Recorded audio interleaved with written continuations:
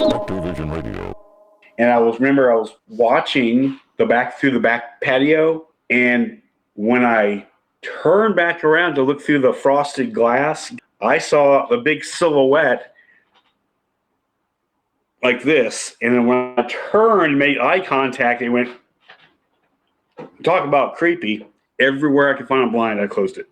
With infinite complacence, people went to and fro the earth about their little affairs, serene in the assurance of their dominion over this small, spinning fragment of solar driftwood, which by chance or design man has inherited out of the dark mystery of time and space.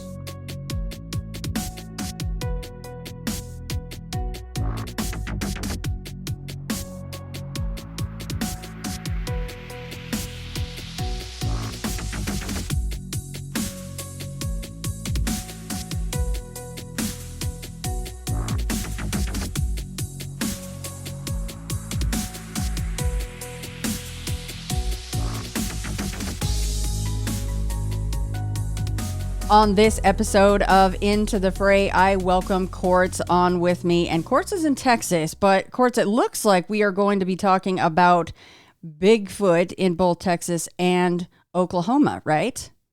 That is correct. Awesome. Well, thank you so much for doing this.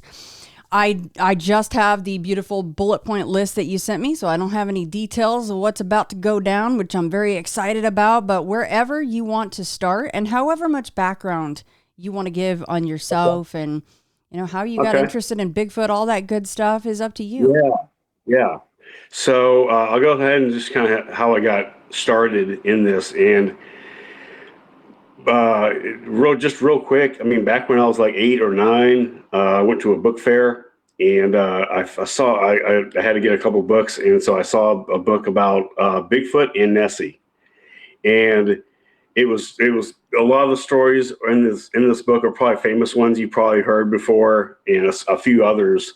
And then you get to half the book, and then it goes in, and then another author gets into Nessie stories.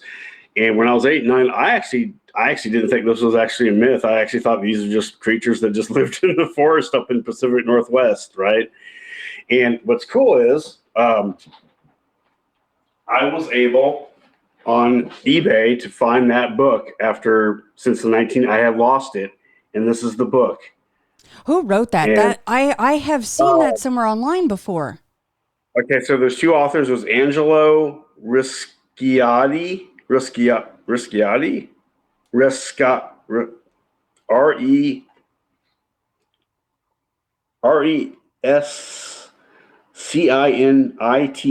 I think it's Italian. Yep, that sounds close. Well, the way you said it. And then Dean Damon is the guy that wrote the Nessie stories. And what's the title, just for everybody listening? Bigfoot and Nessie, two mysterious monsters. I love that. So that was straight to the point. Right. This is what launched my interest in it. Yeah. And so back in the, I've always had an interest in, like, you know, the unknown and monsters and paranormal and you know, we in college we used to, let's go find this place that's haunted, you know, and all this other stuff. And you know, every now and then I get a story about, you know, someone experiencing something happening in the woods and stuff like that. So, but I never researched into it. I never got boots on the ground in the field. I didn't know where to start, you know. In 1993, I believe, when I had moved down here to Texas from Illinois, and I met a few, you know, I had some new high school friends here, and I had a friend that lived up near the Red River, near Callisburg in that region. And then you know, off of Highway 82, it's probably a little bit more developed now, but there's some remote areas out there. And his family bought some land right by this infamous 1893 bridge. And when I moved here, and I had talked to people about that bridge, because it's creepy. It's one of those scaffolding bridges, and when you went over, first of all, it's a dirt road. It's lonely. It makes you feel uncomfortable, and the vegetation is real tight. out there. There's a creek system, and when you go over this bridge, it's just it just rumbles and just it's spooky. And I started talking to people about that because I was new here. I was from Illinois, and people were like, "Don't go over that place at night. That place is haunted." It's all the paranormal. There's a monster that lives out there. All the high school, stories of that place. And of course, I was like, "Ooh, this is kind of interesting." But my friend moved out there. They bought some land. They moved from Whitesboro out there to this land, and you had to go over that bridge, and then you took a turn into this little trail that got even more spookier. And that's where they had their trailer. And they lived out there, and they had a good little patch of land, a clear cut little, little roads through there, through the dense woods. And they had a camp pit that they would enjoy at night and stuff. I got a call one day from my friend, and he said he had to come home. He was working at the Sherman Piggly Wiggly, and he said, "I had to go home early last night before closing because something happened out in my land." And I said, "Well, what happened?" And he said, "Well, my brother and cousin were out at the camp, at the little burn pit, I guess, of the camp pit, about 100 meters from the house, and kicking back, having some beers, because it's a remote, it's they're the nearest neighbor is like a mile away, and they're sitting there, and they heard some walking behind them, and they turned around, both of them, and what they saw, he said, what they saw was a 7.5-foot hair-covered creature, and just walking out of the woods toward them, out of the tree line, about 40 meters back. So they grabbed the shotgun and fired at it. He swears to God he hit it right in the chest with buckshot. It screams and runs back into the woods. Now, my friend said when he got out there, they had called county after the incident. And so when he got out there, there was a long line of state game wardens, Cook County Sheriff, Cook County Game Warden, I think maybe even one from Love County across the Red River. He got out there, and they said everyone was very much on high alert. There was they collected a blood sample from the splatter on the tree or whatever like that. They never got back with them about what it was. So that was my first indication, my first, of Bigfoots here in Texas. I always thought this was like a Pacific Northwest thing, but that signified the stories the people had here in North Texas about Bigfoots. So I put that incident on the back burner for years and years and years, and then I think one year when I was back visiting from college, I got thinking about that incident because his nearest neighbor said that must have been the black bear that lives around here, and because he was told, I've tracked the black bear by his footprints, and I tracked it to its den. And I got thinking about it one night in 2003, and I said, I don't think I may be wrong. I don't know too much about black bears, but I don't think they make dens here in Texas. They don't have a den they go to. And I got thinking about it, and from what it sounds like, maybe that guy found a tree structure or something like that built by the Bigfoots. It might have been, something like that. He thought it was a black bear. So, after that, I got researching. I started looking up online about Bigfoot reports in Texas, and that's what led me to. I think at the time it was it was Craig Woolheater and his group. That was I think they're called the Wood Ape Conservatory now. They were called something different back then. Yeah, Texas Bigfoot something. And I got reading all the reports, and sure enough, I look at Cook County and Grayson County, and I'm like, holy crap, there's a lot of reports and stuff like that. Were there any reports around that time in 93 when that incident happened with your friend? No, but there were several from that exact same spot of the 1893 bridge. There was one lady that had contacted them because of her. And he was a biology teacher at Callisburg, which is right out there. And she said that she was talking to her teacher. Her teacher, the biology teacher, was telling her about how he would go out to that same bridge to have some beers, and they would come up on around the bend, and then there would be some big monkey creature, ape creature, shaking a branch or something and disappear into the woods. There's another one where they were out there and they heard this thing moving through the woods off, they're standing on the bridge, and then they spotlighted this thing, and they took their shotguns and shot at it, and it ran off. So there's like 2 or 3, 4 incidents from that same spot, from that same bridge. Do you recall if your friend said that after he shot it, that he felt like, taking buckshot to the chest is bad news, right? So, well, I guess 2 parts. How far does he guess he was away from the Bigfoot? And does he feel like it would have been fatal to, such a large creature? Right. I think because, he had when you're out there in that kind of remote area, you have like bobcats and coyotes, and, I was a Skippy boy from Illinois, and they were, these guys, my friends they were true rednecks. That's okay. That's just how I was, the culture that I was trying to get used to here, like, why would you bring a shotgun out in the middle of the woods? And like, yeah. Why? But they just had that little shot that it may have been I can't remember if it was a 12 gauge. I think it was a 12 gauge. It could have been a 410. I don't know, but it was close enough. They reacted. It was a reaction thing. They looked, They turned around, they saw that, they had a lot of fear in them, and I don't know what its intent was, but they grabbed the shotgun and went for center mass. Yeah. So I don't think it did much to it. Yeah, it doesn't sound like it.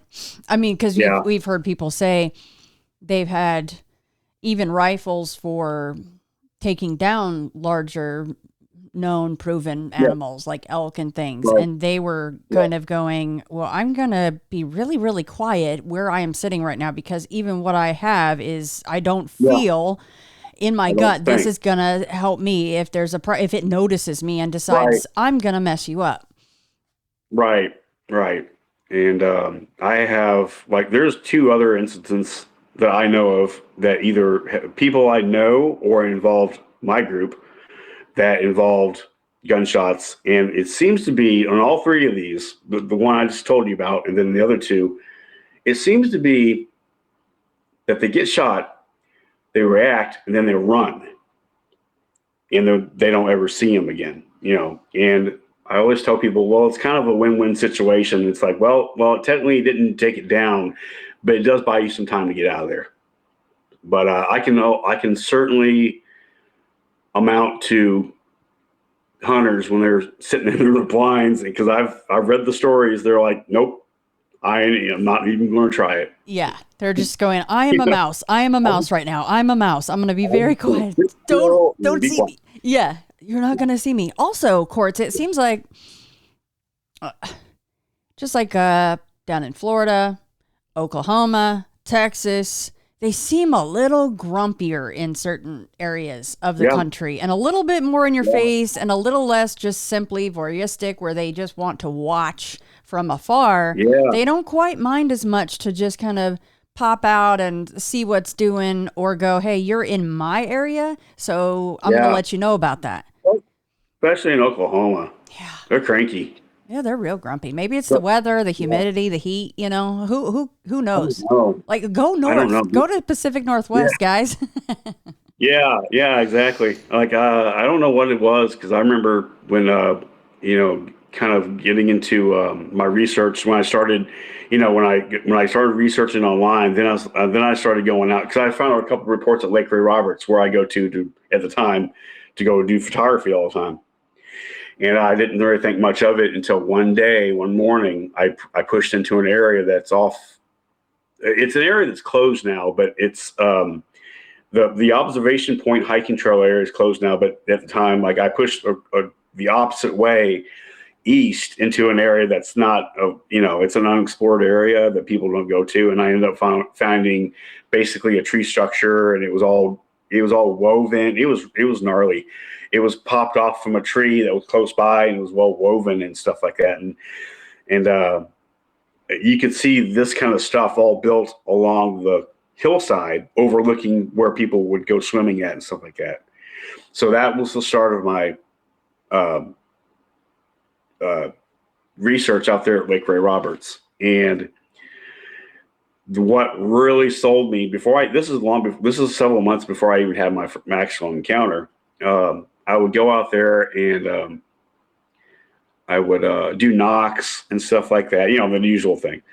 But I decided one time to park in the parking lot instead of going up and hiking down through the gully and then back up, on the opposite side of I decided just to park there at the parking lot and go directly through the field, which would lead me to where I was finding all that stuff.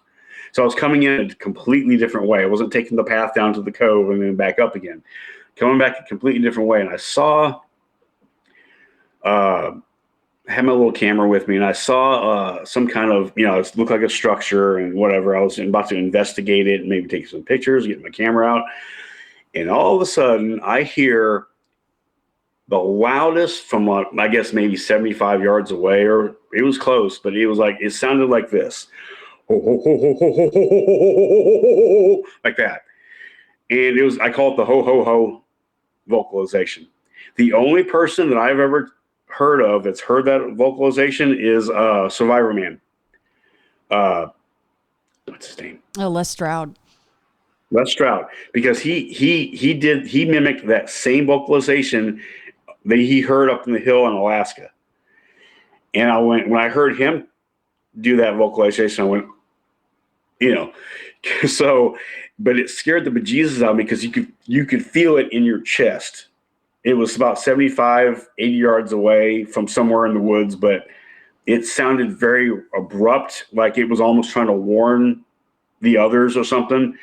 But it was almost like a human voice with the octave down low and just super broadcast. It was just, in your chest. And how could a person do that, right? How could a person make you feel it?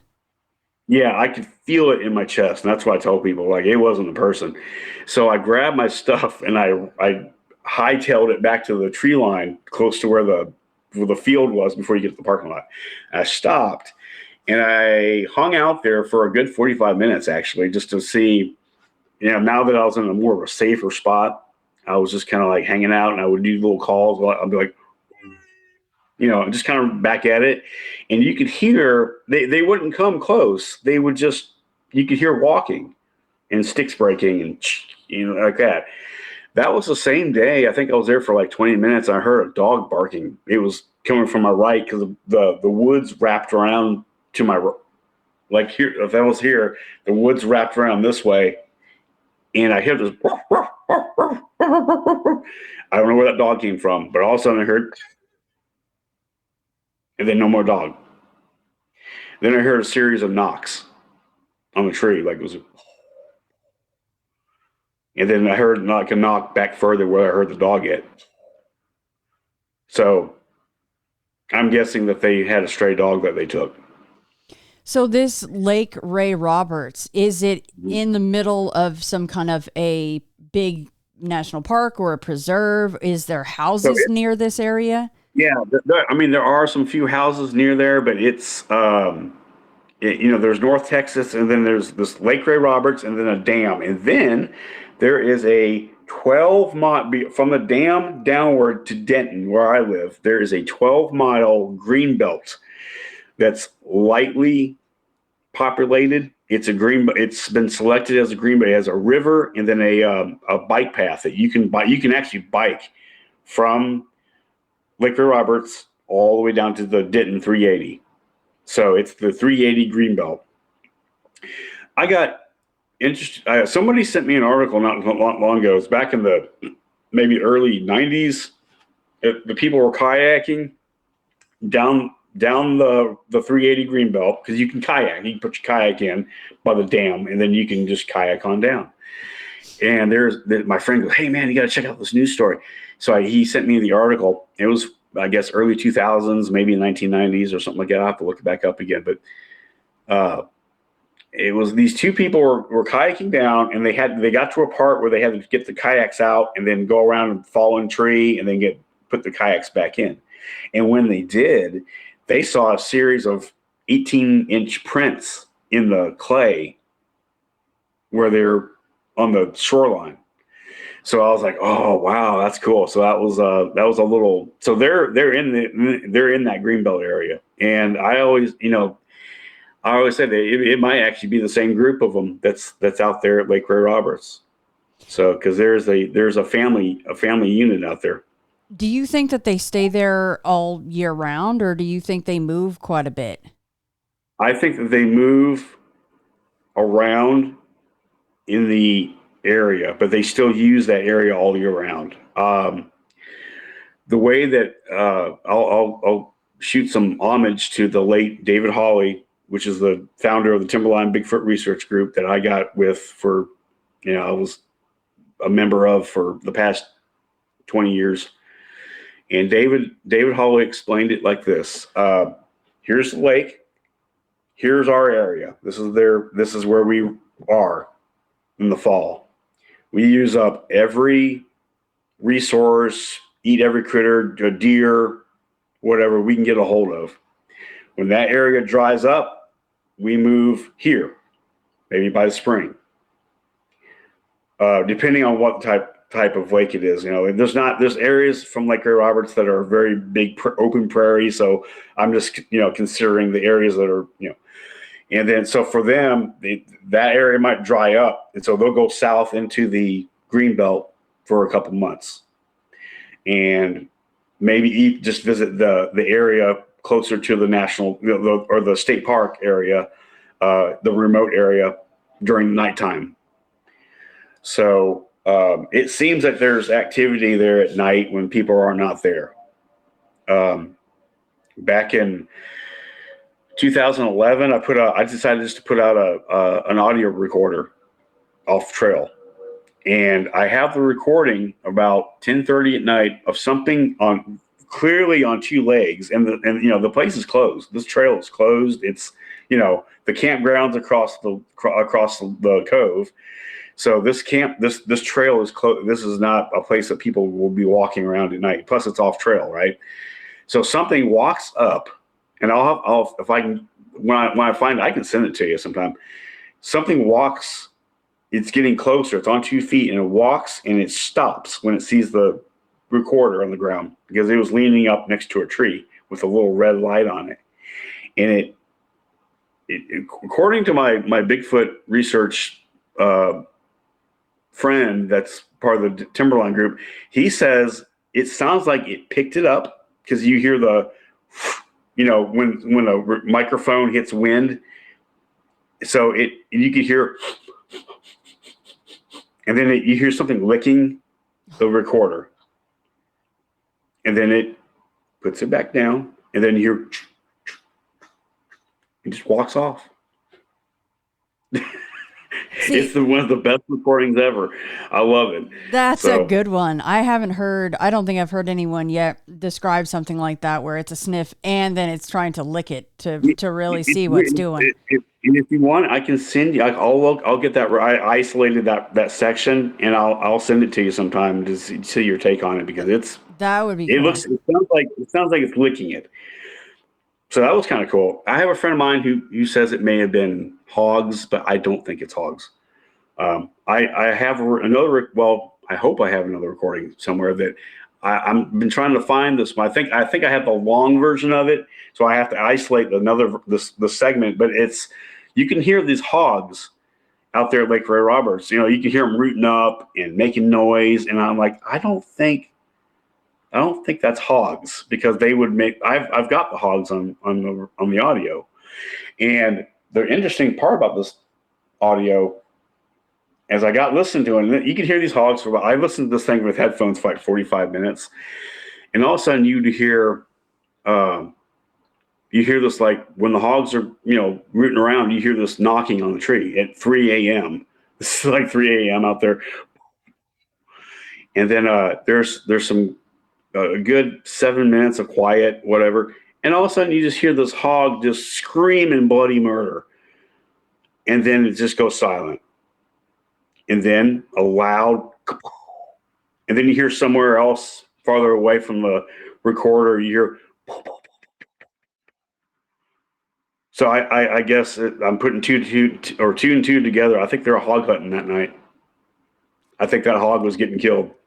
Yeah, and there's plenty to eat out in Texas. We should just be clear, because a lot of people think of Texas and they think of much like my area, just blowing dust, and it's deserted and tumbleweeds. If you go outside of a city, that's not it. There's legit forest out there with deer and hogs, and the hogs are actually quite a problem out there. So they have lots to eat. Are there houses actually properties on the lake? There is, but on the prairie. I call it the prairie side. Okay. This side is interesting because it's the state park. The southern part of Lake Ray Roberts by the dam is kind of from the dam over to the park is basically off limits, heavily forested, and then it goes down from there, heavily forested through the green belt. There's some areas but it's a creek system, so they follow the creek system because nobody's out there, and that place is closed at night. So they can go north and south. But at Lake Ray Roberts, they can go from the dam area. That whole area is closed off. It's like closed off to the public. So it's heavily forested, very remote. I push back in there because I like to find an unexplored area, and that's where you find all the good wildlife. But there is a horse trail that goes through, but there are no houses out there. There's maybe a house across the street or two, but everyone out there has like 5 acres of land, it's forested. Like nobody cares. Like they have no clue what's going on. So. Well, they probably don't really want to think that there's Bigfoot out there. They might end up selling their house. But so that entire greenbelt area that you're speaking of, does that close? All of that greenbelt essentially closes at 10 or 11 at night every single day? You can't be out there. Right. You can't be out there at night. Wow. Yeah. So it's a open corridor from basically Lake Ray Roberts down to Denton. So you just go out there and leave what you can and hope it's there the next day to review any audio or anything. So you can't. I mean, trail cams are another area of contention because it seems like, obviously they can hear and see things that they can probably hear things that we can't hear too. Right. But so you can't leave a trail cam out there, right? I mean, that wouldn't fly. You can't, but we have. Oh. My friend Blake was a research friend of mine. He was a friend of mine that I had met. He was looking for something. He was just all about crazy documentary stuff. So I asked him about going and finding Bigfoot stuff. So he was down for that. And him and I had one of his first or second times out with me had a really interesting little incident happen. Because we had put out the game cam, and he had it off trail. So I guess, the park ranger's not going to see it, but he had it camouflaged pretty well. And he had, he took a can of tuna fish or sardines. And he opened it halfway and then took it and put it on a small little sapling. He just put it right there. And I said, all right. I said, don't expect much because, it's your only second time out with me. So, I mean, dude, just be patient. I don't know what's going to happen. But that's a good idea. He had a really great idea. We come back, I think, the next weekend or next couple of days or something like that. I don't know what it was.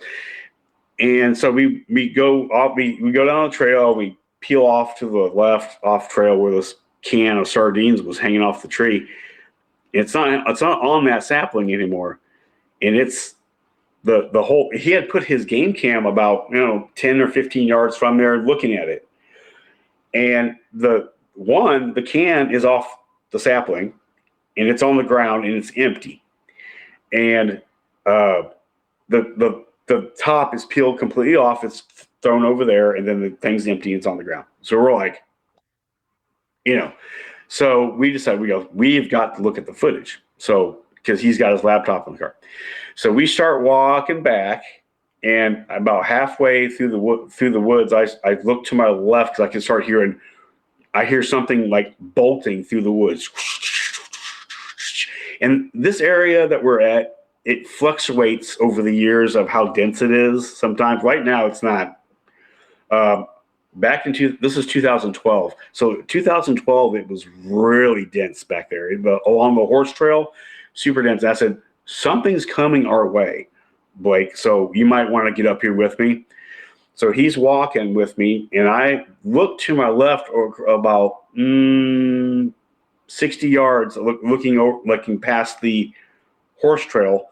And I like looked, and right when I guess I made eye contact, I saw two little dark heads go behind the, like they went down on all fours behind the foliage. And I'm like, Blake, you might want to come up here with me real quick. So he comes up there, and so we stand on the trail, and he's recording, and I'm trying to get with Blake soon about getting this recording again because his video, because you can hear what's called the huffs. I don't know if you've heard of that.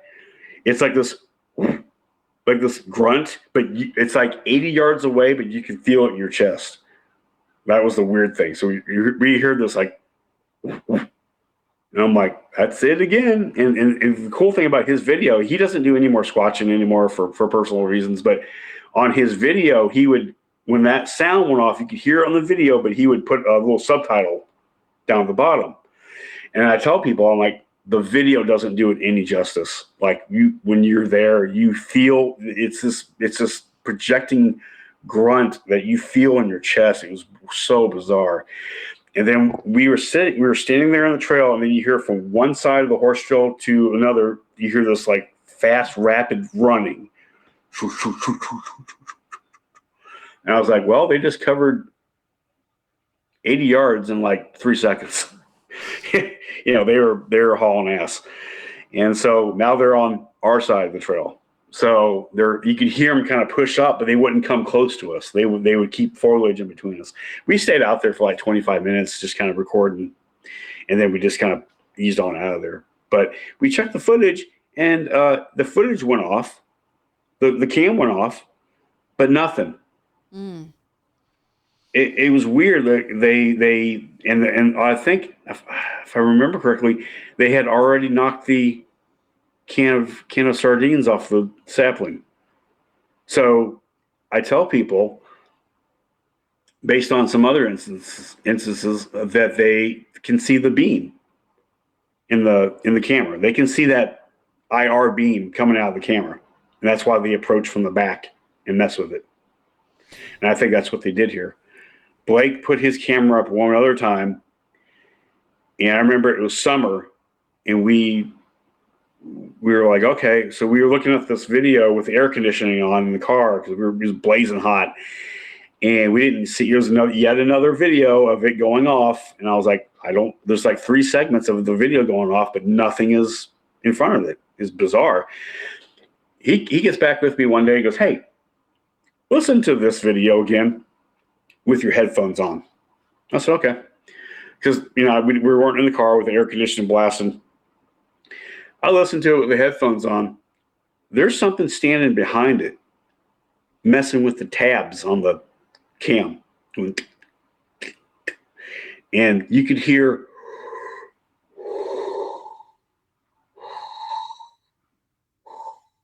like deep breathing, something with big lungs standing right behind the camera, messing with it. So I'm one of these days I'm gonna have to get with Blake, and I'm gonna try to get some of his footage and put it in a compilation and give him credit, obviously, but he's got some cool stuff that when he was researching with me. So if we hold a can of sardines, because we have these lovely things called thumbs, we can hold it and we can peel it back without crushing the can and making a mess. And was the can, because just playing devil's advocate, because people are going to go, well, it could have been anything that got the sardines off the sapling and got the sardines, but was the can all jacked up and crushed, or was it as if something finished the motion and held the can and peeled it off? Yeah, it looked like someone had popped it off the tree. Here, There you go. And then because the can, I looked at Blake picked up the can. I was like, "There's no teeth marks on this. It just looks like somebody just picked it up, finished peeling it, took all the stuff, threw it on the ground." That's cool. Yeah, it was cool. That's cool. It was really cool. Because, well, it's easy to separate things and go, well, it could be this, could be that, could be this, could be that. Oh, and yeah. it still could be, I suppose. But when you start adding things up and you don't separate Right. them, but as a sum, you kind of go, well, that's Right. all very strange. Yeah. That's real similar to the incident, what I call the up in at Broken Bow Lake. One of the incidents that happened to us there in 2011. What I call the Nutter Butters incident. We were all parked out there. This is the same camp area that David Hawley had his 1971 encounter that I sent you a video of. And me and JD were in his truck at night. We were sleeping. We were kicked back, and we had the ATV in front of his truck, and we were conked out sleeping at night. And I was excited because we had a thing of Nutter Butters, which were like my favorite cookies to eat. And we woke up that morning, and the somebody had opened up the compartment in the back of the ATV, and the Nutter Butters were gone. And we thought it was maybe our comic relief member Perry, the late Perry Murray. And I said, "Perry, did you eat all the Nutter Butters?" Because it may have been something he usually would do. And he said, "No, I didn't know we had Nutter Butters." All right. And I put it like, I was like, well, all right. And I was kind of like, well, I'm kind of just dismayed because I really wasn't looking forward to those Nutter Butters around camp. So John Hawley, or John David Hawley, which is David Hawley's son, he kind of starts looking around. He noticed that there's a part of the Nutter Butters wrapper in your camp. So, and then he saw a big imprint in the pine needles, because it's all pine trees out there, right? So he starts following. He finds another piece of wrapper and another piece. So he starts following it out. He starts looking around the perimeter, like 60 yards around camp area. And he finds the package of Nutter Butters. It's empty. It's been peeled, opened up. And there's a big imprint, a butt imprint of two cheeks in the pine needles, where that dude just sat his big hairy ass down and finished off those Nutter Butters and just tossed the thing on the ground. That's our Nutter Butters incident. So, What a litter bug. what a litter bug. So did you guys stay in, because obviously since David already had an incident and a sighting there, that's Right. why you went back to that same spot. Was that a place Correct. that you guys kept going out to? Yes, we went starting in 2010 to about 2023 was the last time we were out there. In 2009, we were on one of our Pat Mays expeditions, and David said, y'all gather around because we're about to go somewhere where it's gonna separate men from the boys, and that's to Holly Creek, which is a way remote north area of Broken Bow Lake. It's a very remote campground. And he said, I said, "Isn't that the place where you had the 71 encounter?" He said, "Yep." And I said, "Isn't that the place where you had the 2000 encounter where something was coming up to the tent?" And I said, he goes, "Yep." And as nervous as I was about it, it was going to be a certain adventure. And it led to that's what led to the 2012 encounter that we had, that I was witness to. So Yeah, and just to be clear, the last couple mentions were, this is Oklahoma we're talking about now, right? yeah. Well, yeah, if you Real want remote to, stuff. whatever one you want to go with first, if you wanted to continue with the Holly Creek stuff since we're on that, and then go back to, Right. to your sighting. Oh yeah. Actually, let me do my sighting real quick first, Okay. because that was in 2005.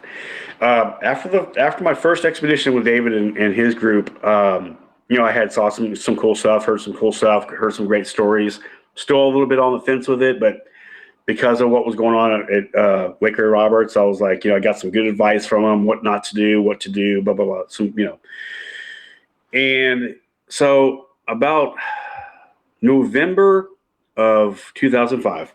I had gone to Dallas to go hang because I had just come, I moved back home from college, back at my parents' house. We had about 11 acres with heavily wooded area in the back, and so did my neighbors, which theirs wrapped around mine.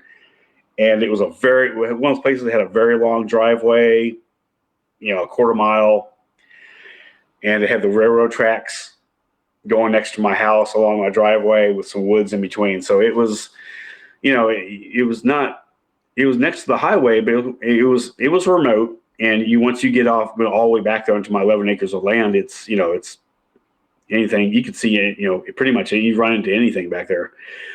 And so we had horses, we had a pasture and a fence line, and connecting to the neighbors and stuff.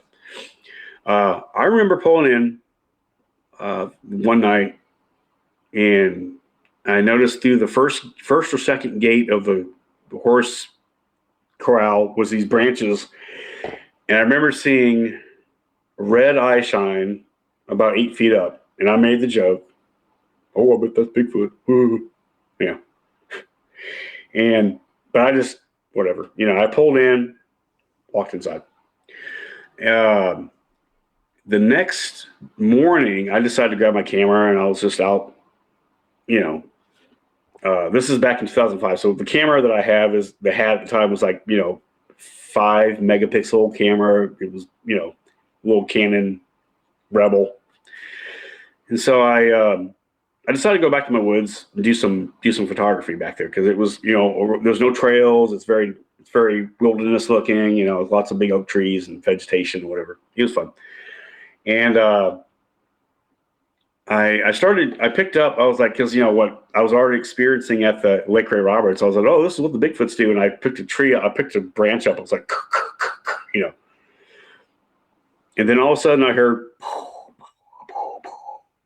across on the Nixon's property next to ours, which theirs is, they own a crap ton of land that's does an L shape and wraps around ours, but they have heavily wooded area back there too. And I stopped and I was like, okay.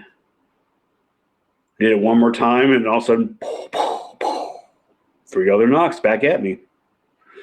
I said, okay, maybe I'm getting way too far into this Bigfoot thing, So I kind of go to the middle of my woods. It's about a football field size of woods, maybe a little bit smaller. And it gets really, really sketchy, like thick with cedar tree. Cedar trees that go way on down to the ground where you can't. It's not those big tall cedar trees. It's like those Texas cedar trees where they go all the way to the ground. And I'm back there, I'm listening, and I heard something, like go over you heard the barbed wire fence being moved, and then I heard like limbs snapping, like something's like shifting its weight back there behind the tree. And I was like, yeah, I'm not going back there. I'm going to keep my distance. I just kind of like backed out of there, just kind of grabbed, walked back to the house. Didn't think anything of it. So later on that night, and this is when I was at the time, I'm divorced now, but when I had first met my wife, we were dating, and I was talking, this is back in the AOL days where you'd have AOL chat, when I was talking to her or whatever. And me and her were talking, and I could hear, because my room was right there by our porch and by our front area. So we have our neighbor's property from, it's a good 400 meters to the road, but some of their property comes up to ours. So we have a front area that's fenced in, and that's where their property starts. So I kept hearing swoosh, swoosh, swoosh, the leaves in the front lawn. Like it sounded like someone just walking through my front lawn. When you live out in the country, you hear that stuff and you're like, wait, whoa. It's not like it's suburbia where, somebody's just walking around. When you start hearing that kind of sound, you want to just pop the blinds open and find out what's going on, because I would hear, we had one of those cement porches, with the beams and stuff, and I would feel like somebody's walking like the on our front porch, and that was scary. So I was telling her about what was happening. She thought it was interesting, and I was like, well, okay. So I didn't go outside at first, but we did have these floodlights, the floodlights you put on the corners of your house. And I decided to put my ear to the door and just like do the floodlights on and off, kind of like an alarm, just like. And I heard, the best way I can describe it is like, and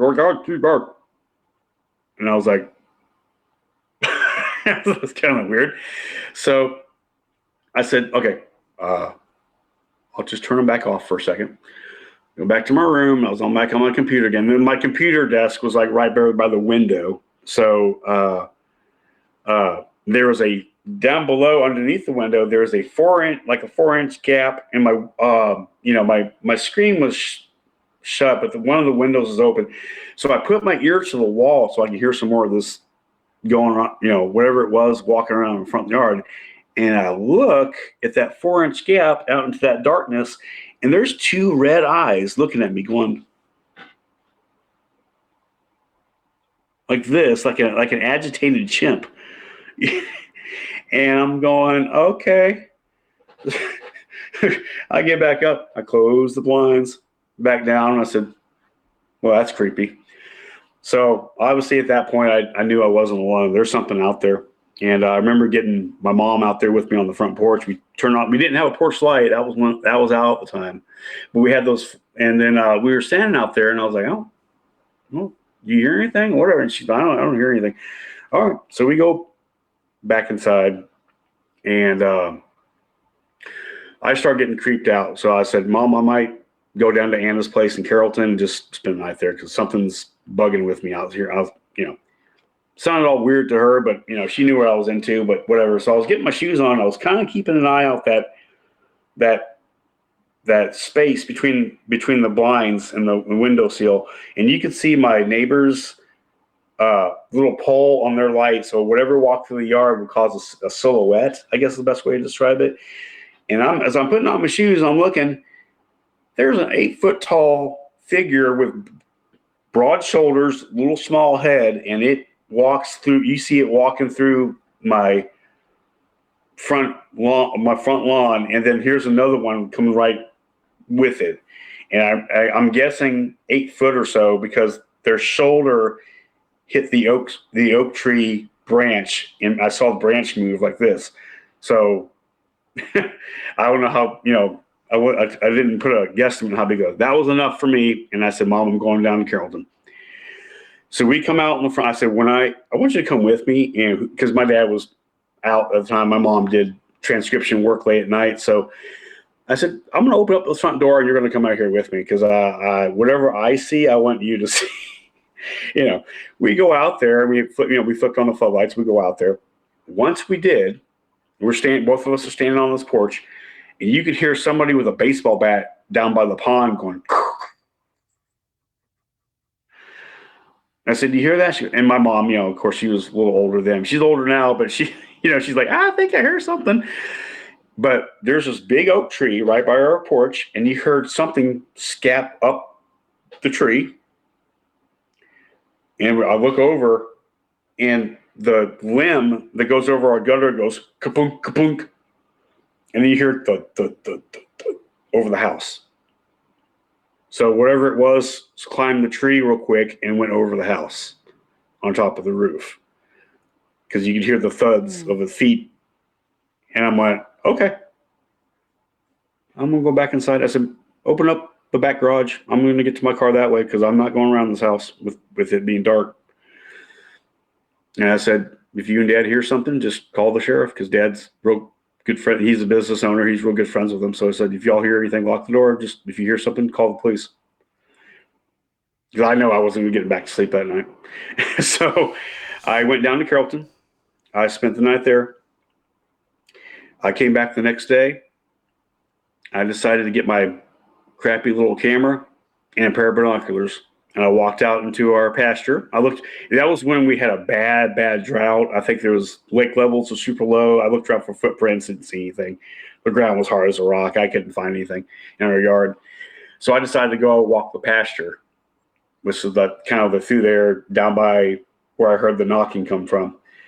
And I get to about, kind of overlooking the fence line where the neighbors are. And they had a couple donkeys and some cows. And I noticed that when I was talking to them over the fence line, they all got up and left single file. And I'm like, they've never done that before. They just kind of like, we're out of here. They started making their way back toward their barn, which was about 800 yards away. And I'm like, okay. And then I looked, and I look about 300, 400 meters, yards, maybe 2-3 football fields, maybe about 4 football fields away, down by their pond. And there's a tree line, but it's kind of lots of bush and foliage and stuff. It's kind of open ground, but I noticed something bright auburn down there. It looked like a big bright auburn cow all by itself. So I pull out my binoculars and I look, and the first thing that I see is the biggest orangutan that I've ever seen in my life. It was, orangutans are big, bright auburn colored, and it was by these small little cedars, and it kept doing this from the cedar, and then it would look around. It's cool because when it looked, you could kind of see its ape-shaped face. A lot of people are like, oh, it looked like a human. I'm like, no, this dude didn't look like a human. This guy looked like like a orangutan, and but bigger, like 4 feet wide shoulder and just big, and it would rock back and forth like this a little bit, and finally it looked to its left and then looked back at me, and then it was like somebody on best way I can describe it is like somebody on a lever pushed the lever, and then he just rose up, and he just kept going and going. This thing had to be about 9 feet tall. Because he about hit the branch, his head came up to where the branches are on the oak trees, and he just looked at me. And then when it kept its head at me like this, and you could see its arms like this. It was a bright sunny day, so you could see like the muscles, because I was using binoculars watching this, so you could see the muscle structure moving, just like when you see horses. When it's like those muscle structure glistening in the sun, you could see that. It was super fluid and just big and majestic. And I'm watching this. A lot of people are like, why didn't you take pictures? And the camera equipment that I had just wasn't good enough for 400 meters. I had a 17 to 55 millimeter lens. And basically at that time, it would have been just a auburn speck. And I thought, but I to this day, I really wish I just went ahead and just take pictures just for myself, and then I could show whoever, whatever. But at the time, I was like, I'm gonna take these pictures, and then they're gonna see the little auburn speck and go, yeah, well, you're crazy, just because it's not the right equipment for the job that was at hand. Which is why I invested in a big long telephoto lens now, in case that. Yeah, those are pricey. People don't understand. They're like, why don't you have a better camera? It's not the camera, it's the lens, and the lenses cost almost always more than the damn camera cost if you're talking about a decent lens. Exactly. So if I had opted for a 300 millimeter, it was like 175 300 millimeter lens, that it would have gotten me the good pictures that I needed, but I didn't have that at the time. So I'd like to do a lot of consulting with Bigfoot researchers that don't have this stuff, and recommend stuff like, if you get this and this, like when that scenario comes up, you will be ready.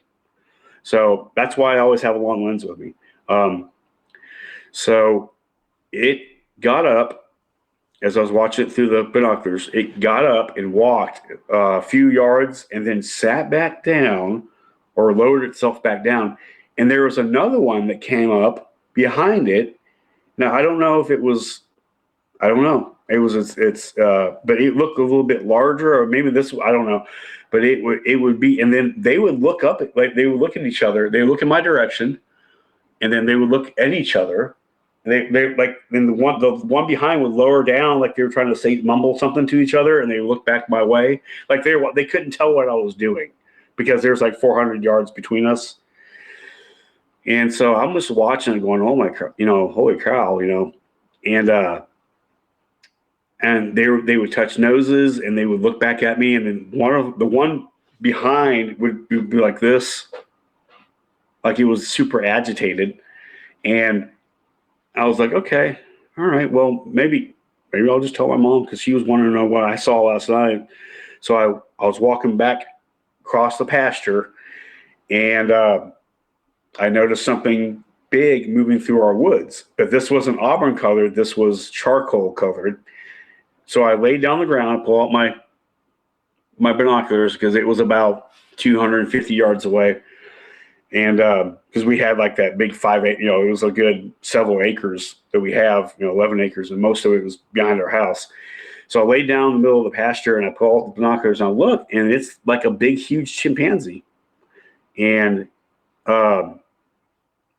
he was kind of blended in. He was about 10 or 15 yards into the woods, but he hunkered down next to a little cedar tree and was like leaning out like this, and you could see him. He was looking in the direction that he wanted to go, to where the other ones were, which is what I'm guessing. But he was charcoal gray. He was moving on all fours, and he spotted me, and I spotted him, and he just hunkered down. And it was kind of weird, because through the binoculars you could see his chest breathing like this, his chest breathing up, and like you could see it in and out. And it was nuts. But since he was looking at me, the sun was hitting his eyes and making his eyes shine.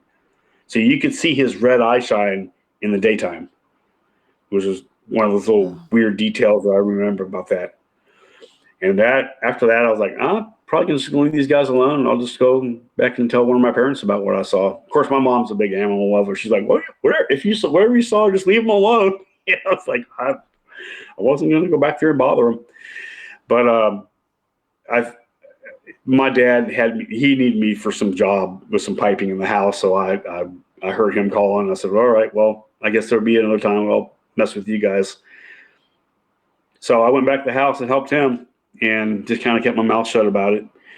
But yeah, it was wild seeing these things, because like there's no movie magic that can imitate these things. So you saw one doing what is termed the spider crawl. Do you think that looked just as natural on all fours that they do on two legs? Yeah. So I don't know if it was. So I have a friend who says the spider crawl thing's when they're on their belly, and he said it's the freakiest thing, because he's seen that before. He had a friend that was researching with him who saw that. This was it was like on like a knuckle walk. Okay. This was more of a knuckle walk, because if I would guesstimate how high his shoulder was, I'm short. I'm a short dude. I'm 5'2". So I'm guessing his shoulder would have almost been up to here to me. So if that thing stood up, that would be a big mofo. And it was so weird. He was just, I mean, his like mouth was like halfway open. He's like, and you see him breathing. It's just like, come on back here, dude. Yeah, I dare you. Come back here. Yeah. So then that would be like a gorilla walking. Well, on their it was almost like a knuckle walk, low knuckle walk. And I remember I was coming this way, and he was coming this way, and we saw each other. And it was bizarre. And they touched noses. You actually saw them touch noses? Yep. What do you think that's about? I don't know. They were touching noses, and I was like, and they would come back, their faces would touch like this, but I could see, you couldn't see too much detail, but you could see their mouths moving. So like they would touch noses, and then I'd see them like, like them talking, that they're saying something to each other. Like it looked like two people talking, having a conversation, and then looking back my direction. You know, Maybe that's some it was sort of an affirmation thing for them, or comfort, or a confirmation of what they're talking about.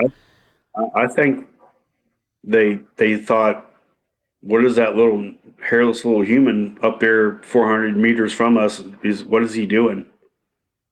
Because he's just standing there looking in our direction. We can't tell what he's doing. Well, they were But definitely he's wondering what the hell you were doing. That's for dang yeah, sure. But that because, touching yeah, noses thing is very unique. Okay, it, so yeah, it was bizarre. It was really bizarre because they kind of would touch noses. I don't know if that was the reason why, but they looked like they, from where I was seeing through binoculars, and they would touch real close to each other, and then look around. They would just like they were discussing something. Yeah, it was bizarre. It what? was cool. It was like watching National Geographic. If I had my 600 millimeter lens that I do now, it would be some amazing footage. Oh, yeah, yeah. Okay, so what about the Yeah, neighbors then? I mean, I know that not everybody talks, and not right, everybody wants to bring such things up because right, then you get the look. But did right. anybody talk amongst themselves about weird stuff going down? No, and we never really talked to them that much, really, and they never really talked to us. We just know that they live about half mile or like a quarter down the road from us. But I did see one. I was out in my pasture before my dad passed away. We sold the place. I did see um, Mr. Nixon blaze through his property next to ours in his truck. And I thought it was kind of weird because I had never seen him do in the years and years, decades that we lived there. I had never seen him do that. He was moving through his pasture at a rapid speed with his truck, and I don't know why the purpose of it was. So you guys But had horses, and then they had donkeys and cows. You said, did any right, of anybody's animals ever get messed with or hurt or anything? no, no, not that I know of, and I don't know about. I can't speak for him, but I know that I was worried about our horses. They didn't seem to mess with them.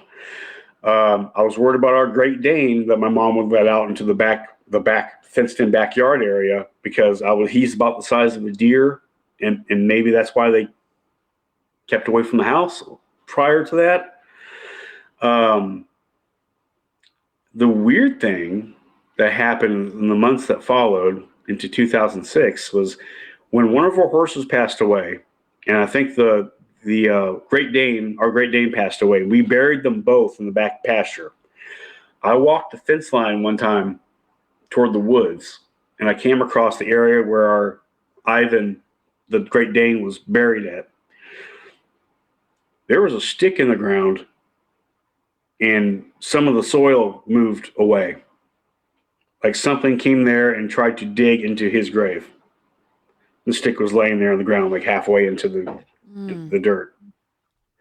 And I knew who it was. I think it was those creatures.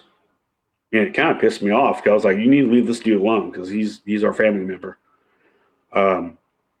We did at the time have my older half brother, he was real bad into drinking. He every now and then during our lives he would have to stay with us to save back up to get his life back on track. He had his own little room that he had built in our barn with a bed and everything like that, and air conditioning and stuff. So he had himself a new job and he was living, and he said he never heard anything, but he had a friend named Eric that parked his truck by the corral when he'd visit with my older half brother Billy.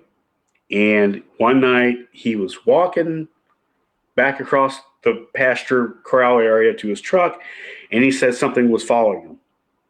And when he stopped, it stopped. And he was, he's just your regular, run-of-the-mill Texan cowboy. And okay, that's weird. And then he started walking again, and then he started hearing those slow steps. It was on the other side of the fence line by the railroad tracks with the trees and everything. And if you stand there at night, you can't see what's on the other side of that fence line. And so he got back in his truck and started it up and left. But he did mention it to us. He said something was following me. He didn't know about what happened to me, but Billy put two and two together. He said something followed my friend Eric on the other side of the fence line, real slow and methodically. So, yeah, neighbors. I don't know. Neighbors haven't said anything. You know, I kind of wanted to ask them, like, have y'all ever seen anything kind of weird in your property? But yeah. Well, especially you seeing these varying coat or fur, whatever you want to call it, hair colors is really cool too. You got to see charcoal and the auburn kind of reddish ones. One of the things I got from this was, like, you know, birds of a feather don't always flock together. And it was like there's 2 auburn and 1 charcoal. And a lot of people back in the day when I used to tell the story, like, well, how many of these things did you see that day? I'm like, well, 3, but there could have been more, you know, because there were some knocks coming from the woods when I saw that 3rd one. So it could have been like a 4th one. It could. I'm gonna guess it was about like a little family unit of them. They're all together, and I think me going back into that woods that morning is what threw a monkey wrench. Pardon the pun, but threw a monkey wrench into their little daily checking us out. Because upon months after, I was walking the fence line, you know, because I would stay out there all the time. I found one little spot by the fence line, and I would watch that same spot that I had the encounter, and still nothing would happen, you know, and for 3 to 4 months. I was like, you know, but I would walk and I noticed something. The area where I had gotten the spot close to where I had seen the ones across the fence line, there was an entire tree, cedar tree, broken down, and then a bunch of the deadfall all placed in there. And if you got behind it, you would see the back of our house to the window where my mom would do her transcription work late at night. That was like her office. And if you keep going down the fence line, you would see another one by our pond, and then the hedge apple trees, they're bent like this, cracked and twisted, and bent down to where it touched where the bank of the pond was. And if you got behind those, you could see the spot on the porch where my dad would go smoke cigarettes at night.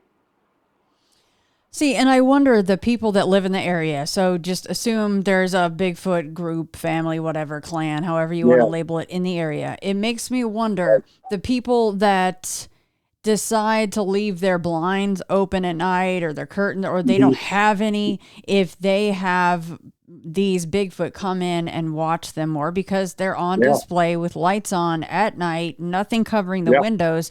They probably have more activity. Did you guys have, you know, anything covering windows at nighttime? We had blinds. Okay. All through the house that we would leave at night, at least open, you know, unless in my bedroom, you know, obviously, you know, but I mean, like, you can't see any, like, if you're a person, a neighbor, you can't see into our house because it's just so far away. But you had blinds, but you didn't close them at night? I mean, in the living, in the common areas? Yeah, for the most part. And I remember the part of my encounter where, like, you know, you have the back sunroom, and that's where the kitties are, and that's where we would take the dogs out to go to the bathroom at. And I was watching through the back patio. I was watching through the windows, and when I turned back around to look through the frosted glass, because, you know, it's frosted, you could see like through like a little inch of it, whatever, you know, the design, the front door. I saw the big silhouette like this, and then when I turned, made eye contact, it went. Talk about creepy. The next day, this is how much it messed with my head. I turned all the blinds, shut every blind in the house. My mom was like, "What in the hell are you doing?" I don't want anything out there looking at me. Well, did you tell her? Did you tell her why you were doing that?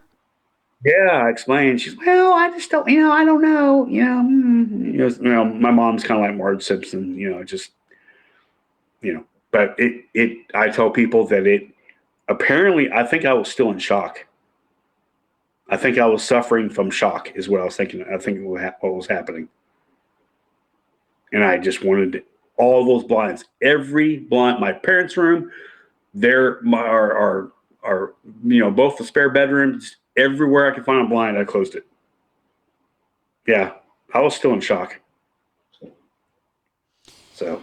Yeah, when we're in that fishbowl environment and we don't close blinds or curtains and we have lights on, you can't see out, but everything can see in, whatever's out there. Yep. I tell you a really interesting story. This is not something that happened to me, but there's a researcher that I talked to in Oklahoma when he came down, and he said that he had some very scary crap happen in his place, but he said when their house, he had this like old truck that was out on the side of the house. And, he had a lot of activity at his property, but he said one incident, you would go outside his house and you go to that old truck, vintage truck that was sitting there for years by his property. On the other side of it was where this creature had gone and just sat there and would look through the window of the side windows. He would use the truck as cover and would sit there and watch the kitchen. And the only reason why they knew it was there because you could see where his feet were at the time for months and months and months and months. He had gone to the same spot and watched them using that thing as cover. But he would use the side windows, They're definitely creepers. They mostly just like to watch. I mean, obviously that very first encounter you shared, it came right into the bonfire area. It didn't work out so well for it in that case, which, hey, I don't blame them for taking the shot, because I think if you all of a sudden there's a monster coming at you, that would probably be the first thought anybody had. Yeah. I mean, that story gave me the creeps when they told me, and it wasn't until like 2005 that I actually get to see what they saw. But I can't even, like, mine was, it was scary enough seeing these things about 200 yards away, or the other one's 400 yards away. That was scary enough. I can't even imagine turning around and 50 yards behind you or less with one of these things. Yeah, I probably would have done the same thing. I know that upsets people all the time. People are like, no, you're dead. No, please don't shoot, but whatever. Well, yeah. I mean, you're going to offend people no matter what you say, so that's all right. Yeah. I wonder if the charcoal one was the alpha, the grandpa, the patriarch of that family out there. So I got thinking about it, because it looked kind of, the two Auburn ones, even though that one was super big, that one of them was maybe the younger one, and they looked like they're kind of caring for each other. And on the charcoal one was the one on the front lines closer to my house and was doing more of the checking out, because that dude was still in my woods. And so he was on the front lines, as I call it, and checking what was going on in my house. So, and I kind of wanted to go back in the woods at the time, because when I first spotted them, I actually was on my way to going back into the woods, but I was like, nope, not anymore. I'm going back there, because that big dude. Courts, what's the closest illustration or something from a movie, whatever it is, that you would say that's the face of what I saw that day? That's a good question, because I posted, and I'm going to try to, I did a screenshot, the new Planet of the Apes, the CGI version, the recent one franchise. There's this one of them, and I know he has face paint. He's got these stripes on him. That's, obviously that's part of the storyline. But that mean old chimp looking dude on a horse. I don't know if anyone is listening and they've seen the new franchise, and they've seen one of the Planet of the Apes who's mounted on a horse, and he's got stripes on his hand paint on his thing. Don't worry about the hand paint. Just, but that rounded top, kind of just mean old chimp looking, that's it. And yeah, I'll find that picture and I'll send it to you. That's the screenshot that I found. That's him. The other ones, I guess, because they're farther away, and even though I had some pretty good detail, they looked more like orangutans. But that one looked like a big mean old chimp. People that are like, oh, well, it looks so human. Yeah, kind of, but it looks like a big mean old chimp to me. So. Honestly, Quartz, those sightings there with those 3 is a very ideal situation because you're far enough away, yeah. You're not worried about it, and you're through binoculars getting detail. I keep telling myself, man, what if I had my 600 millimeter lens right now? Even though it's a vintage lens, it's manual focus, but I mean, oh man, I would have had a heyday if I had a long lens. You know what, though? There's something to be said for staying in the moment and you just having your experience. Yeah. That's a good way of putting it. And they're like, I still kick myself to this very day. Yeah, I can understand that. Yeah. Because I know if I took photos with that little rinky dink 55 millimeter lens, people are going to go, I don't see anything. Yeah. Where's the red circles at? But yeah, get the red circles out. Pull off the red marker, man, because this is it right here. Blah, blah, blah. But this is why, whenever I go out on an expedition, is that why I have some form. It may not be the 600 millimeter lens, but some form of big, long lens. That it's a vintage lens or a digital one that I can quickly, because I know that at some point there's going to be that type of encounter that's going to happen again. Yeah. And just to whip out that big long lens and start shooting away. So that's in my arsenal of gear. So especially being a professional photographer, I'm sure that just sticks in your craw so badly. But it is what it is, and sometimes that's just how it's supposed to go, and that's okay. Yeah. I definitely lived in the moment at that time. Yeah, I think that's great.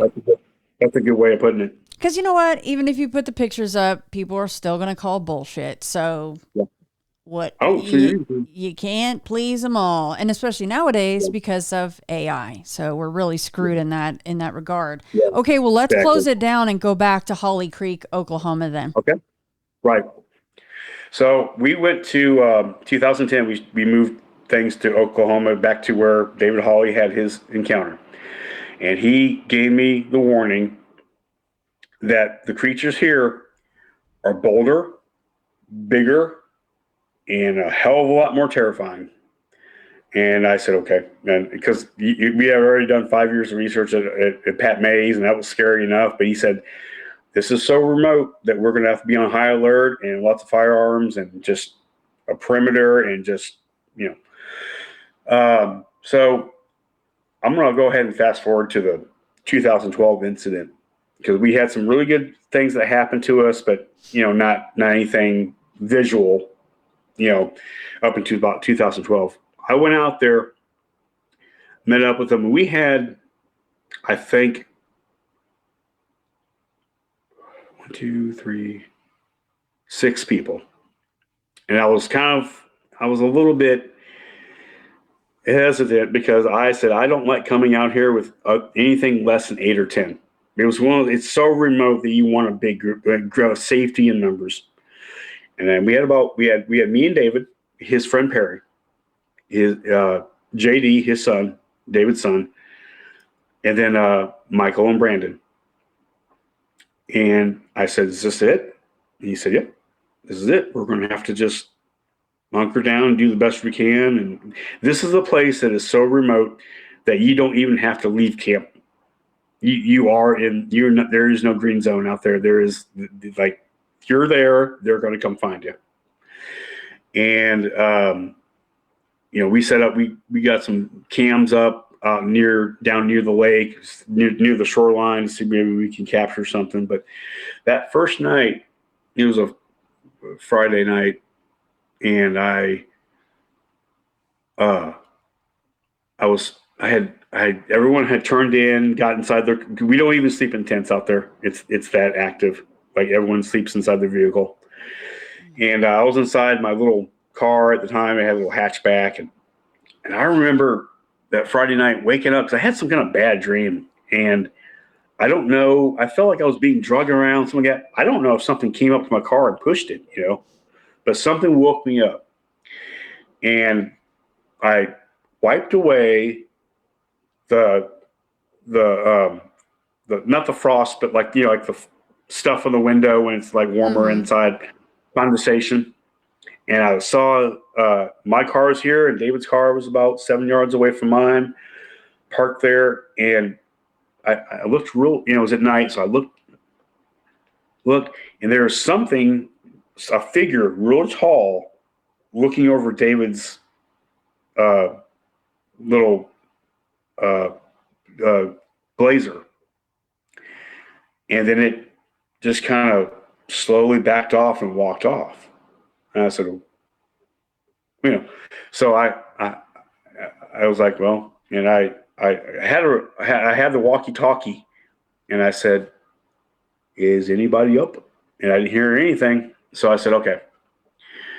So I made sure my doors are locked, and I put the blanket over my head, and I just kind of laid back down and just kept still. And I reached up front, flashed my high beams a little bit, like an alarm. So if there's anything out there in camp, maybe that'll startle it.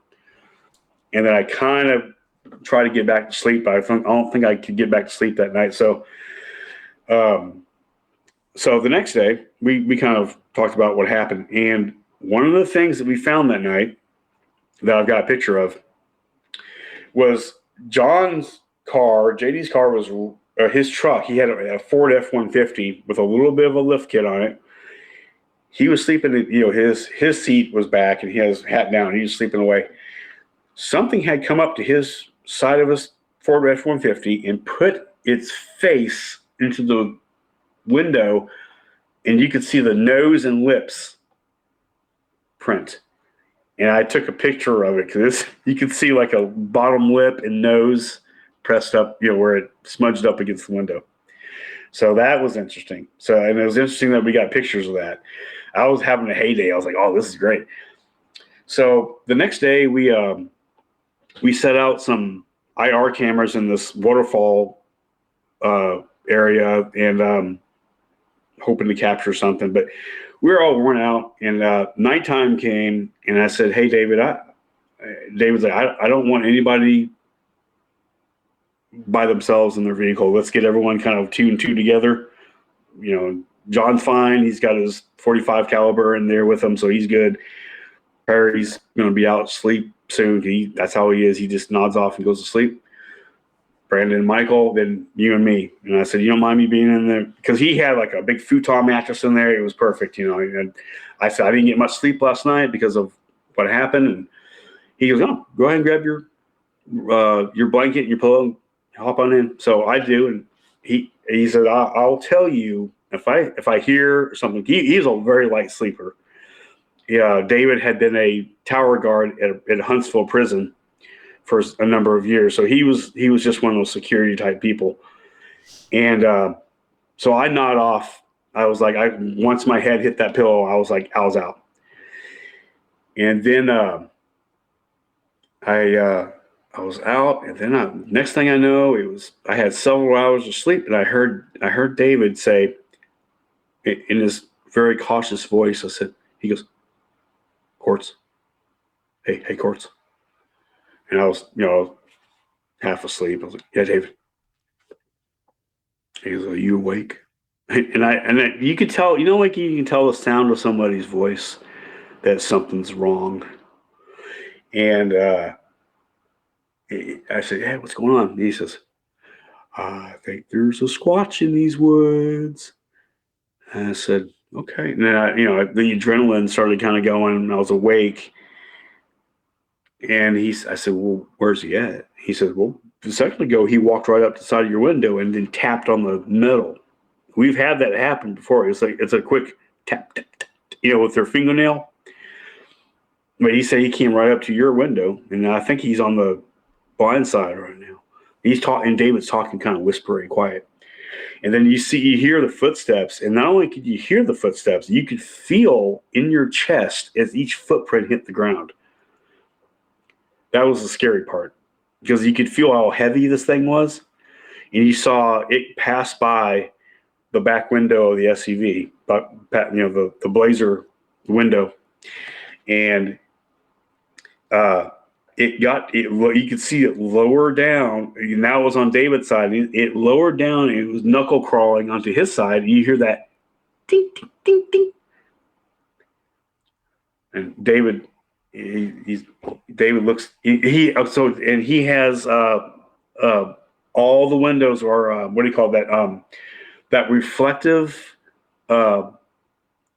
It's tint, but it's reflective. Yeah. So it's a reflective tint. So I don't know if you could see inside, and maybe it might have been interested in its reflection on that.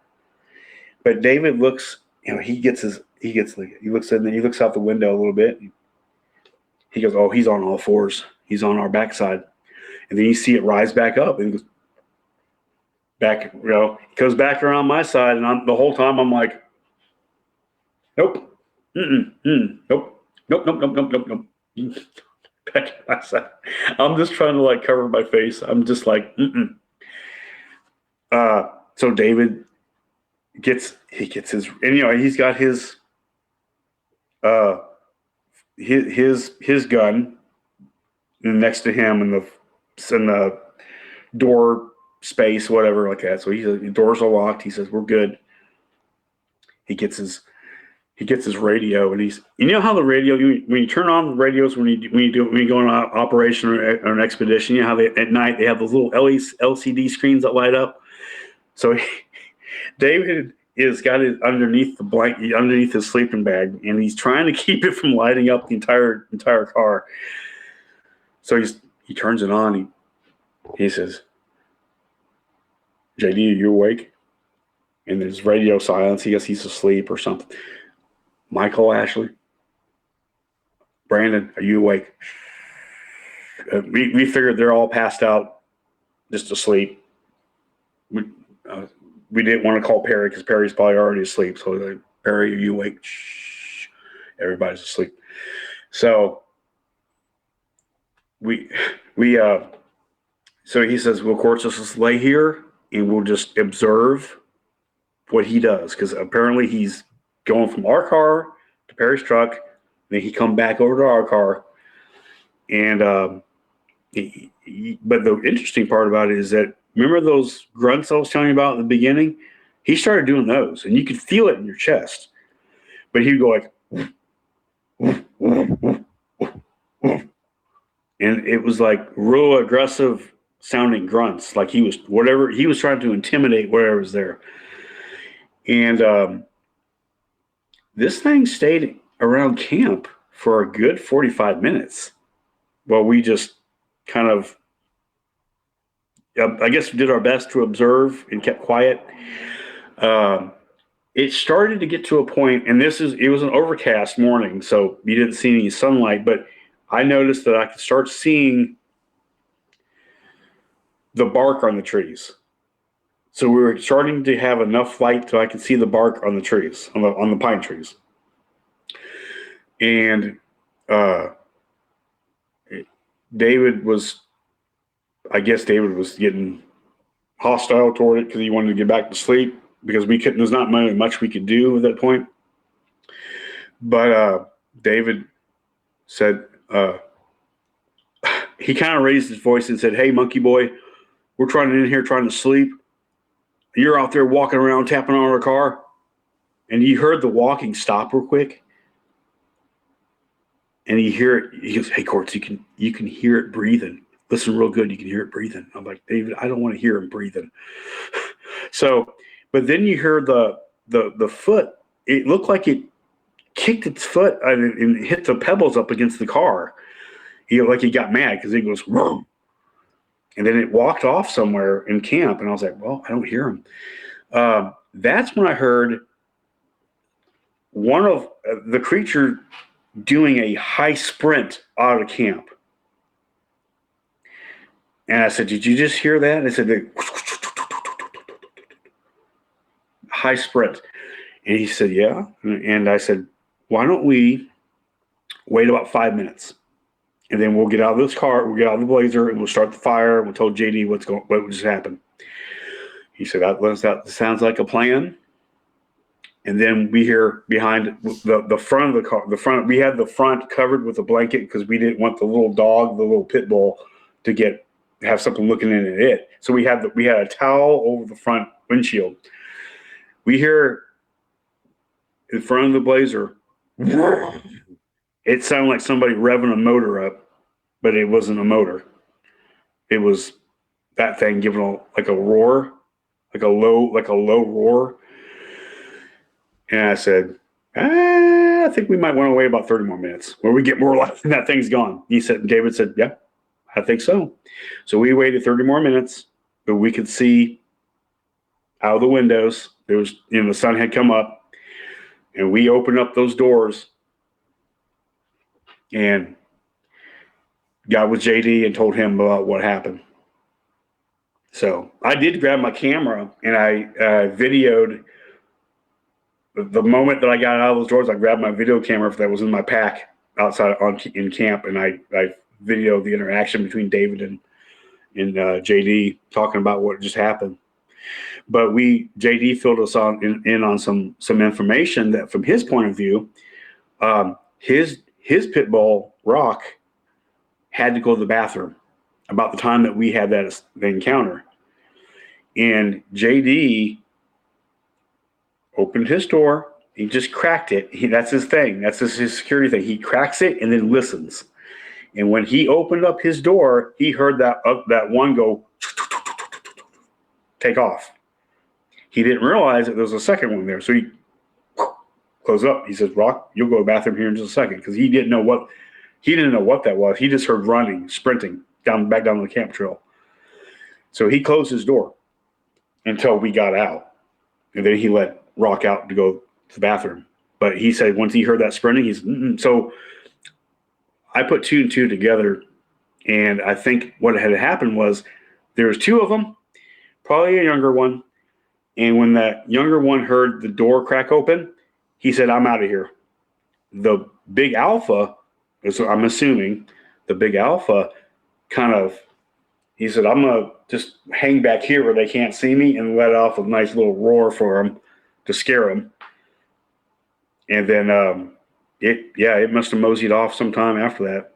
So that was the encounter. That was unnerving. Like my original encounter was unnerving, but it was more of excitement. This one was unnerving because of just how close up it was. So is that why when it was actually circling around with you and David, is that why your reaction was, I don't want to actually look right now? It was too close for comfort. No, yeah, it was too close because it was the way I described it was very personal. Because it came back around my side, and you could feel his feet. You could feel the feet hitting the ground.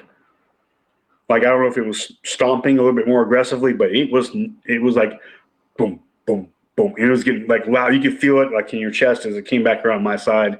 Like it was just super raw power. Like, I'm here and I can yank this door off the hinges and snatch you out of there. Oh, I get it. Trust me. I can understand because that's completely different than seeing them from 200 yards away through binoculars, so that's a lot different. So did you guys have any cameras set up pointed at your vehicles at night? No, but we did. So that night, the night when that happened, we said, okay, so we covered the Blazer with a tarp, and then we put a cam by the tree overlooking our Blazer. When we did, nothing else happened. That was Saturday nights when we did that, and nothing else happened. It's weird. It's like the cameras are up. They're like, nope, we're not going to mess with them. Yeah. Yeah, it's weird. That's something we hear a lot You know, people, and Yeah. in fact, if Bigfoot researchers go out to somebody's property, which it's completely Mhm. different, of course, if you're having unwanted activity where you live, Right. because you should Right. feel safe at your home. Bigfoot Right. researchers go, well, try putting cameras up, and that might just kill it. You know, they'll go through, oh, put Yeah. spotlights up, you get I dogs or whatever, but you put cameras up, and sometimes that'll end it. They're just like, yeah. I noticed that when I told my dad to put security lights up at the back on the back of the house, not just the front. The moment we put those security, and we left them on all night. Yeah, When we started doing that, they never nothing yeah, and nothing on the property, yeah, nothing. I think the last time that I had heard of them was I was living me and Anna were living in Denton, and I had driven up for something to go talk to Dad about something, and the guy, there was this hellaciously scream roar from the 302 acres across the road. It's a lightly wood. There's an old graveyard up there too, but it's cattle and hay and then like a creek system and woods. And I heard this hellaciously screaming roar coming from that before I got inside the house, and I just stopped and I listened. But it was coming from that 302 acres. That was the guy we bought our hay from. But I think that that's where they were based at. And then at night they would come across the road to the houses. yeah. So, but that was the last time that I heard anything weird there after that. So, Well, yeah. I imagine as the years go on, just more houses get built, or you know, whatever, roads go through things, and more There's trails cut through. Yeah, there's more houses out there now, like out in that 302. Like I don't even think that guy's alive anymore. I think he sold some of his property. There's a Yeah, bed and breakfast on that property now. There's I think somebody else sectioned off an area that built their little house out there when I was driving up through there again. Yeah, yeah. There's stuff being built there that wasn't there 30 years ago, and yeah, so yeah, it's interesting. it is. But honestly, yeah, that encounter where you saw those three is just, it's so ideal. That, or you know, a road crossing during the day, I think is Yeah, highly ideal, where you it's close enough but not too close, you and can it's also to where right. you see them clear enough that you can identify what you're seeing. Yeah, that kind of that's what I call. I was trying to think of a name for that type of encounter. It's a very comfort zone encounter where I was in well, I wasn't in my comfort zone the night prior, but I was in my comfort zone. I was in the pasture. Yeah. They're in their comfort zone, somewhere back there in his woodline pasture, and so we can now observe each other. Me better than them because they probably couldn't see too well what I was doing, but they were able to observe me. I was able to observe them, and I pray to God every day that I'll have that kind of encounter some other time where I was like, hey, hang on one second. I'll just pull out my big lens and start doing video. Well, because you know what it was in Holly Creek is you guys were like the sardines in the can. We were the sardines in the can. Yeah. Not that I'm saying that you would have been pulled out and eaten, but you know what I'm saying. You never know. Yeah. That is why there's a pump action shotgun in the car. That is Yeah. why it has a 45 automatic. That is why we have the doors locked. Yeah. And I don't think they figured out how to grab the handle and whatever. I mean, I know David's been at Pat May's and they had one of their in-laws little campers, and he said something stepped on the step, and the whole camper goes, and then something jiggled the something jiggled the little handle, and then stepped off again and walked off. Yeah. So, little incidents like that kind of creep me out because like how are they going to figure it out one day? Just I don't know. I mean, I hazard to say they probably do know how to do that. It's just they also seem to have some boundaries and know not that this will create some kind of a hysteria from the hairless things, or maybe they've tried it before and they've gotten a reaction that was a little more than they expected. Yeah, I call it investigative behavior. They're figuring things out. They're like, what happens if I do this? Oh, the little no hair humans react. Yeah, they're And so, screaming. Oh, they ran screaming from these tin cans, yeah, and and, yeah, I know David, when that night happened, David was asleep and he woke up. And what was weird is Perry was in his tent snoring. He was a bad snorer.